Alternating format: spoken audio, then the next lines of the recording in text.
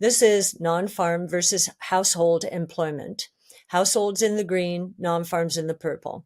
You can see that non-farm employment growth is still around 2% on a year-over-year basis, which if you look through history is kind of normal.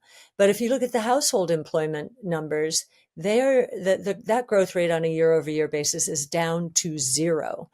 That is more consistent with a recession. And those numbers at turning points, the household numbers, are much more reliable than the non-farm payroll because they just don't get revised like the non-farm payroll does. In August, Cathie Wood shared her latest insights on the global economy, raising the alarm on what she calls a make-or-break moment. While inflation remains a pressing issue, Wood believes that the real danger isn't just the Federal Reserve's aggressive rate hikes, but also the missed opportunity for technological innovation to steer us away from a global economic collapse. In her latest In the Know podcast, the ARK Invest CEO doubles down on her claim that the U.S. economy is already in a rolling recession and warns that, without a drastic policy shift, we could face crises similar to the dot-com bubble or the 2008 financial crash. But despite all of this uncertainty, Wood sees a glimmer of hope. Disruptive technologies like AI and robotics, she argues, are set to revolutionize industries, adding trillions to the global economy over the next decade and offering a potential lifeline. Could these innovations be the key to avoiding a meltdown? Let's dive into Cathie Wood's analysis and her bold predictions for the future. We're in election campaign season, and so there is definitely gridlock, nothing happening in Washington, except, as you see here, the federal deficit as a percent of nominal GDP is still over 5%. And this is very high if you believe that we're not in a recession. If we're in a recession, then it's more understandable. There's a lot of contra-cyclical spending during like food stamps and social safety net spending during a recession. But one thing we know in this campaign election season is the candidates are focused on getting this deficit down. And it's been very interesting to listen to the different ways. Some would say spending cuts. Some would say tax increases. And of course, we think the answer should be a combination of spending cuts and economic growth. The best way to get a deficit to GDP down is to grow out of it. And we think that after we get through whatever this rolling recession, however it finishes, and we think we're getting close to the end of at least recognizing that it's a recession and that we've been through a rolling recession for the past 2+ years. We think that growth will take over. And as you know, we're talking all the time about the massive growth possibilities associated with the new technologies that are evolving and are ready for prime time now. I think it's very interesting that Elon Musk has actually put up his hand and said, hey, I'll help with government efficiency. You'll notice what he did at X. He cut 75% of the labor force at X, and X has not skipped a beat. Now, its advertising hasn't picked up, but in terms of the actual performance, the technology performance of X, it's gotten only better. It's getting more TikTok-like in terms of its ability to use AI and surface the interests of different people. So if he can do that at Twitter, I don't think he'll be able to do that in the government, but I know that he will bring technology to bear on the government, and that we'll probably see anyone leaving a government job not replaced.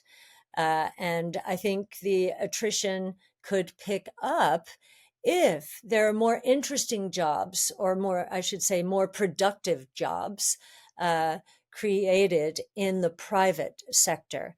And what I mean by that, in the government, there is still a lot of, pushing of paper. There's a lot of bureaucracy, and technology and agentic AI could certainly help be the solution there. So I think that's an interesting dynamic that could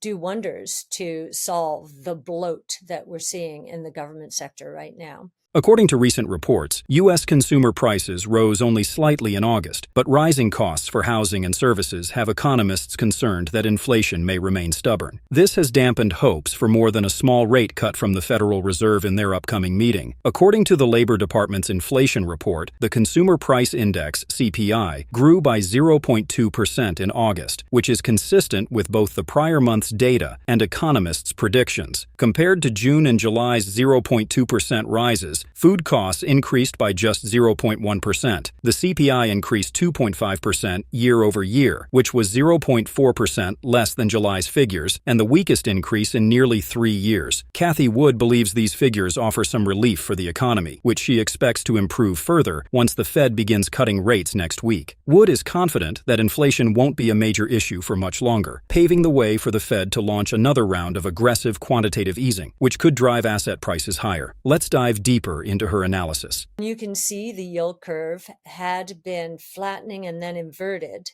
and has been doing so really since 0809 in a trend sense.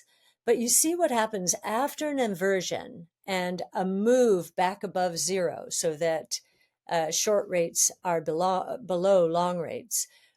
What does that typically portend? It usually means we're in a recession. You can see the shaded lines are a recession. You can see we had gone inverted. It doesn't show here. You can barely see. We inverted for a few months in 2019, and we didn't know about COVID, and we'll never know if the inversion was an indicator that a recession was going to take place. But we did end up in a recession. Here in 08, 09, moved positive, we were moving into a recession. Here we were in the recession in the tech and telecom bust. We were in the recession during the S&L crisis. We were in the recession as Volcker was trying to starve the economy of money to squelch inflation. So we're probably in a recession, and we probably, by some metrics, we have been in a recession for some time. Rolling recession, I know I've been saying for a long time. Housing went down immediately and is actually in a depression. But we do think that's a rubber band stretching, and that's why we don't think that this recession is going to be that bad. It could actually end quite quickly if we get those interest rates down and get the cyclical sectors of the economy cranking again, with so many people waiting on the sidelines, especially for housing, new and existing homes. On this next page, I'm flipping into what I described earlier. This is non-farm versus household employment. Households in the green, non-farms in the purple. You can see that non-farm employment growth is still around 2% on a year-over-year basis, which, if you look through history, is kind of normal. But if you look at the household employment numbers, that growth rate on a year-over-year basis is down to zero. That is more consistent with a recession, and those numbers at turning points. The household numbers are much more reliable than the non-farm payroll, because they just don't get revised like the non-farm payroll does. Here is that revision, and so you can see the revision. This is a once a year revision in the employment rate. And you can see how big this revision was. It was over 800,000 jobs that last year, when everybody was heralding the non-farm payroll employment numbers as strong, 250-ish per month. The actual number was in the low 100s when you get through with these revisions. So again, don't trust non-farm payroll as much as the household numbers. And then here, job openings, you can see those are coming down now quite significantly. While companies are not laying off people in great numbers right now, they are not hiring. They are not hiring according to this according to this chart. The job openings are basically disappearing. Here is the chart on personal savings. You can see what has happened in here. The personal saving rate has gone down, and it's getting close to the record lows that we saw from '05 to '07. Wood believes that we are currently in a rolling recession, which has been ongoing for some time. She emphasizes that the housing market is in a depression, with prices dropping sharply. However, she is optimistic that the downturn could be short-lived if interest rates are lowered, allowing cyclical sectors like housing to recover as more people are waiting on the sidelines to buy homes. Wood also compares non-farm employment growth with household employment numbers, stressing that household employment data, which has stalled at zero growth, is a more reliable indicator of recession than non-farm payrolls. She points to recent job opening declines, suggesting that while companies aren't laying off workers, they've significantly slowed hiring. Finally, she notes the steep decline in personal savings rates, nearing the record lows seen from 2005 to 2007, adding another layer of concern for the economy. As we wrap up, Cathie Wood's insights paint a cautious yet hopeful picture. While the economy may already be in a recession, she believes that with a shift in monetary policy, particularly through rate cuts, the worst could be behind us. The housing market and other sectors could quickly rebound, leading to renewed growth. Her emphasis on tracking more reliable indicators like household employment and the steep drop in job openings suggests that we're at a critical turning point. Until next, don't forget to like, subscribe for more videos like this.